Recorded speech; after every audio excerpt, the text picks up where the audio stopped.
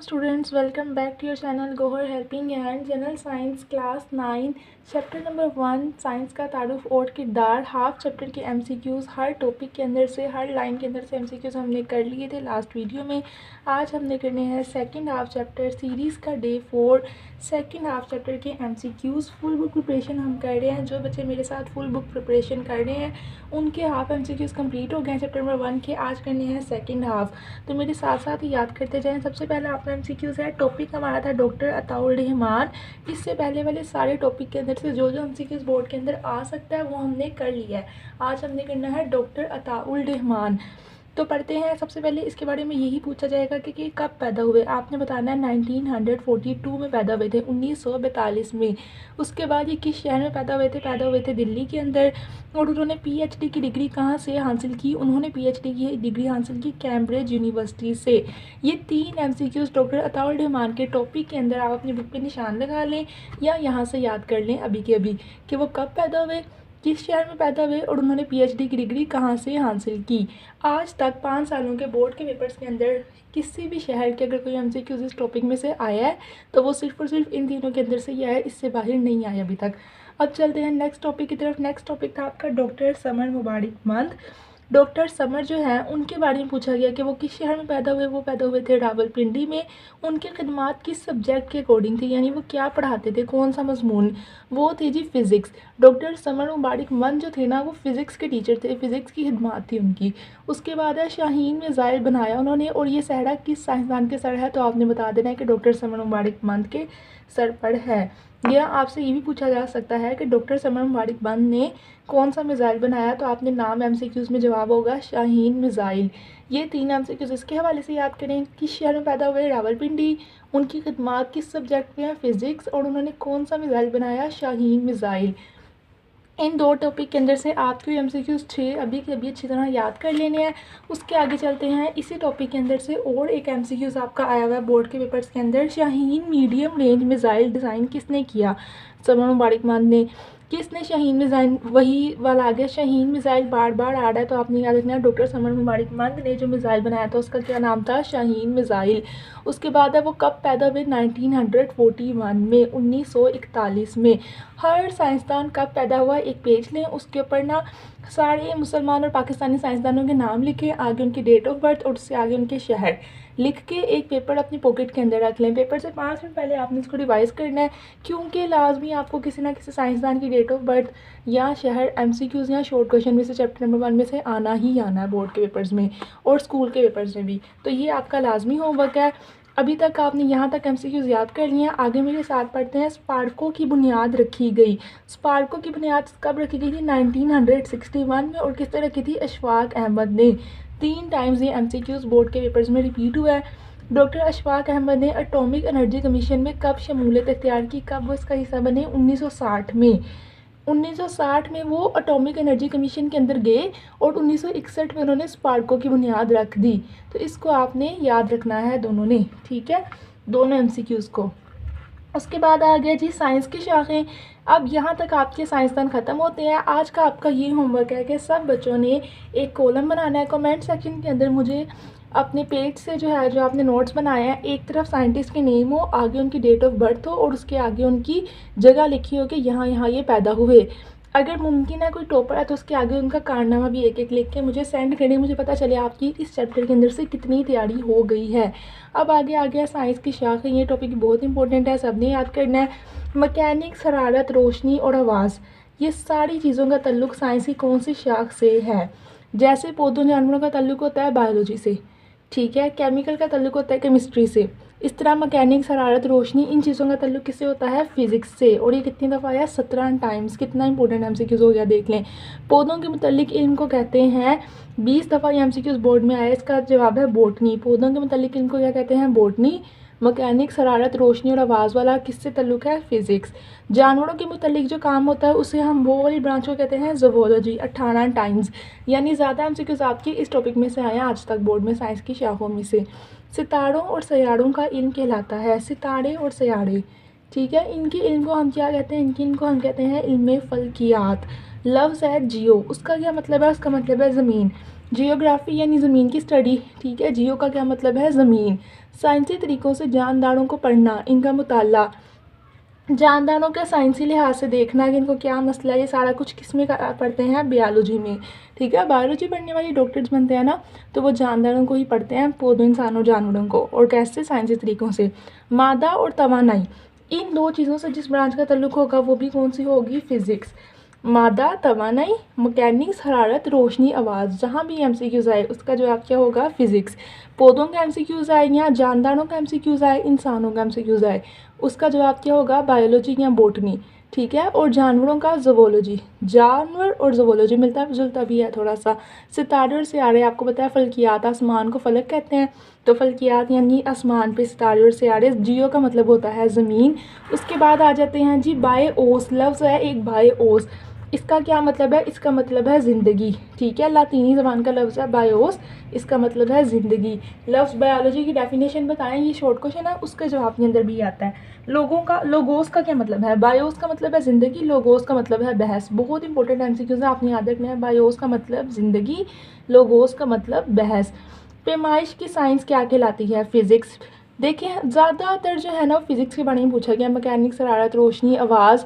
ठीक है, उसके बाद मादा, तवानाई, उसके बाद जी पैमाइश, इन सब का आंसर है फिज़िक्स।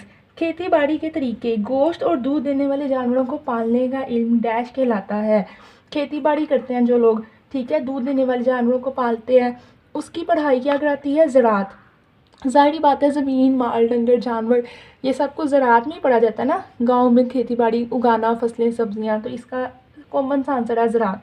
इसमें ज़मीन की अंदरूनी साख्त और दूसरे ज़मीनी मज़ाहिर के कवानीन से वजाहत होती है। वो कह रहे हैं ब्रांच का नाम बताएं जिसमें ज़मीन के बारे में पढ़ा जाए। पहले ही बताया था जियो का मतलब होता है ज़मीन, तो ज़मीन के बारे में जिससे पढ़ा जाएगा वो कौन सी ब्रांच होगी? जियो फिज़िक्स, साइंस की जियो फिज़िक्स वाली ब्रांच होगी। फिर आ गया पैमाइश, आदाद और पैमाइश।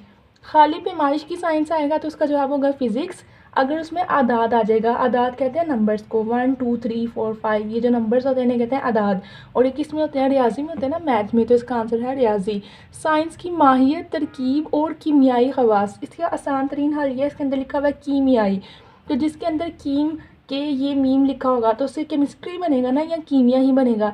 तो जिसके अंदर ये ब्रांच आ जाएगी कीमियाई, ठीक है, कीमियाई ये लफ्ज़ आ जाएगा, उसका आंसर होगा कीमिया या फिर केमिस्ट्री।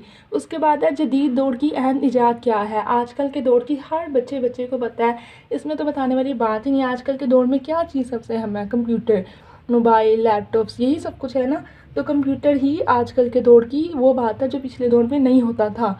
कौन सा मवासलाती आला नहीं है? मवासलाती मतलब पैगाम पहुंचाने वाला, एक जगह से दूसरी जगह बात पहुंच जाए। रेडियो में कोई कुछ बोलेगा, सारी दुनिया को पता चल जाएगा ना रेडियो सुन के। वायरलेस फ़ोन होगा, उसके अंदर कोई बात करेंगे दूसरे तक पहुंच जाएगी। कंप्यूटर के ऊपर ईमेल डालेंगे, अगले बंदे को मिल जाएगी। घड़ी वाहिद आला है जो मवासलाती नहीं है। मवासलाती मतलब घड़ी पे एक बंदा टाइम देख रहा है, दूसरे को कैसे पता चलेगा? वो खुद आके देखेगा तो पता चलेगा। पैगाम नहीं कोई पहुंचता इससे, तो ये मवासलाती आला नहीं है घड़ी। ये भी एक दफ़ा बोर्ड में आया हुआ है। देख लें बोर्ड वाले कैसे MCQs बना देते हैं। टॉपिक के अंदर से हम कहें तो वो लगता ही नहीं है कि इस चैप्टर के अंदर से शॉर्ट क्वेश्चन आया है MCQs। मेडिकल के शबे में जेनेटिक इंजीनियरिंग के ज़रिए हार्मोन और मुख्तलिफ लाइलाज बीमारियों के ख़िलाफ़ तैयार कर ली गई है। अब जैसे पोलियो होता है, पोलियो से बचने के लिए जो टीके होते हैं वो उनकी क्या होती है? वैक्सीन। ठीक है, बच्चों को खसरा ना निकले, दाने ना निकले, उसके लिए पहले ही टीके लगा देते हैं हर साल, उसे क्या कहते हैं? वैक्सीन। कोरोना के खिलाफ क्या आई थी? वैक्सीन। तो हर बीमारी से बचने के लिए जेनेटिक इंजीनियरिंग जो है ना वो बनाते हैं। इसके अंदर जो जेनेटिक इंजीनियर होते हैं वो हार्मोन और बीमारियों के खिलाफ जो बनाते हैं उसे हम क्या कहते हैं? उसे हम कहते हैं वैक्सीन। 72 MCQs आपके हो गए, और यहाँ पे होते हैं आपके चैप्टर नंबर 1 के MCQs कंप्लीट। अगर किसी बच्चे ने मेरे साथ ये MCQs तैयार कर लिए हैं, कल वाली वीडियो के और आज वाली वीडियो के MCQs, तो आपके पेपर की तैयारी हो गई है चैप्टर नंबर 1 की। अब आपने करना है चैप्टर नंबर 2 तैयार। अब मैंने यहाँ तक 4 दिनों के अंदर अंदर डे 4 तक, ठीक है, 1 जनवरी से पहले मैंने ये वीडियो अपलोड कर दिया है। तो मैंने आपको फर्स्ट चैप्टर के शॉर्ट क्वेश्चन 2 दिनों में और 2 दिनों में MCQs हर टॉपिक के अंदर से, हर लाइन के अंदर से ख़त्म करवा दिए हैं। अब कोई बच्चा ये नहीं कह सकता कि इस टॉपिक से, इस लाइन से MCQs आया था पेपर में और मुझे नहीं आया, क्योंकि आपने सारे तैयार किए हैं। आप टॉपर बनने वाले हैं, आपके नंबर पूरे आएंगे, इस बात की गारंटी गौहर हेल्पिंग हैंड की टीचर की, क्योंकि आपने हर टॉपिक से, हर चीज़ से याद कर लिया है। आज का आप सबका ये होमवर्क है कि ये 83 शॉर्ट क्वेश्चन जो कि आपने 2 दिन लगा के 40-40, 40-40 करके याद किए हैं। उसके बाद ये सारे MCQs जो आपने 2 दिन की छोटी छोटी वीडियोस देख के तैयार कर लिए हैं, और चैप्टर नंबर 3 के लॉन्ग, ठीक है। चैप्टर नंबर 3 में से 4 लॉन्ग मैंने बताए थे स्टूडेंट्स को कि ये आपने तैयार करने हैं। इनके साथ साथ चैप्टर नंबर 1 हम तैयार कर रहे थे शॉर्ट और MCQs में, और चैप्टर नंबर 3 के हम तैयार कर रहे थे लॉन्ग। चैप्टर नंबर 3 के लॉन्ग के अंदर आपको मिला था ब्लड ग्रुप्स वाला टॉपिक और मिला था एंजाइम्स वाला टॉपिक। उसके बाद मैंने अगले दिन पोस्ट के अंदर बताया था कि आपने एंटीबायोटिक्स और वैक्सीन्स वाला जो है वो पूरा का पूरा याद करके क्वेश्चन लिख लेना है। तो जिन बच्चों ने 4 क्वेश्चन कंप्लीट कर लिया, आज का उनका होमवर्क ये है कि इन चारों के साथ साथ बहुत छोटे MCQs थे, इजी थे, इसलिए आप कर सकते हैं। फसलों की बेहतरी में बायोटेक्नोलॉजी का किरदार, यहाँ से लेके यहाँ तक, बहुत आसान टॉपिक। इसकी वीडियो का लिंक मैं डिस्क्रिप्शन में लगा देती हूँ, जाके देखें। 10 मिनट भी नहीं लगने आपको, 5 मिनट के अंदर ये टॉपिक याद हो जाएगा वीडियो देखने के बाद। जिन लोगों ने नहीं देखी पहले उनके लिए। और जेनेटिक इंजीनियरिंग, ये 2 लॉन्ग क्वेश्चन आज तैयार कर लें। उसके बाद रह जाएगा एक क्वेश्चन DNA वाला, और एक आपका इम्पोर्टेंट क्वेश्चन रह जाएगा ये वाला टॉपिक, शुरू वाले टॉपिक छोटे छोटे। इनको आपने रात को बैठ के अच्छे तरीके से तैयार कर लेना है। तो यही आपके इंपॉर्टेंट लॉन्ग थे चैप्टर नंबर 3 की। और इसके साथ ही आपका DNA वाला क्वेश्चन अगर आप मिला लें इसके साथ, तो आपका तकरीबन पूरा चैप्टर जो है वो तैयार हो जाएगा। उसके बाद ये आखिरी टॉपिक है, इसके अंदर से 5 पॉइंट आपको बता दिए गए हैं, पूरे यहाँ से लेकर यहाँ तक इसको छोटा सा करके 5 पॉइंट बताए गए हैं, उनको याद करके एक दफ़ा लिखना है। तो आज आपका होमवर्क ये है, फालतू कमियाब अशिया ये वाली वीडियो देख के 5 पॉइंट देखने हैं, नोट्स बनाने हैं कि कितने छोटा सा कर दिया इस टॉपिक को। जो भी लॉन्ग आए आपने वो 5 पॉइंट लिखने हैं, आपके नंबर पूरे, ठीक है। इतना लंबा लिखने की ज़रूरत नहीं है। उसके बाद फसलों की बेहतरी में बायोटेक्नोलॉजी का किरदार करना है, आज याद करके लिखना है। उसके बाद जेनेटिक इंजीनियरिंग आज का होमवर्क है। और DNA सबसे ज़्यादा बेहतरीन, अगर आज तक मैंने कोई टॉपिक एक्सप्लेन किया ना, या कि बच्चों को देखते ही समझ आ गया, उनको फ़ौरन से टॉपिक पढ़ते ही याद हो गया, वो DNA है। तो इसको एक दफ़ा देखना है, याद करना है। पिछले आप लॉन्ग क्वेश्चन कर चुके हैं, और ये वाले टॉपिक्स हैं, छोटे छोटे टॉपिक हैं, इनके अंदर से 2-2, 3-3 लाइनें याद कर लें, जो भी है उसको लिख के अपना काम ख़त्म करें। तो यहाँ आपका चैप्टर नंबर 3 भी तमाम होता है लॉन्ग क्वेश्चन का। अभी तक डे 4, अगर कोई मेरे साथ ये सीरीज़ तैयार करता है, डे 1 से वो शुरू करे। डे 1 को फर्स्ट डे की वीडियो देखे, डे 2 को 2 डे की वीडियो देखे, उतने ही दिन लगा के जितने दिन मैंने वीडियो उसमें लगाया, डे 1 डे 2 4 दिनों के अंदर उसका एक चैप्टर शॉर्ट क्वेश्चन का, MCQs का चैप्टर नंबर 1 और लॉन्ग क्वेश्चन का चैप्टर नंबर 3 कंप्लीट हो जाता है। चैप्टर नंबर 1 के लॉन्ग नहीं करने क्योंकि वो बहुत लंबे हैं, और चैप्टर नंबर 1 और 2 में से दोनों के लॉन्ग करने पड़ेंगे। अगर कोई बच्चा 1 तैयार कर रहा है तो उसको साथ 2 भी तैयार करना पड़ेगा, क्योंकि लॉन्ग का A पार्ट 1 में से आना है और 2 पार्ट B में से आना है।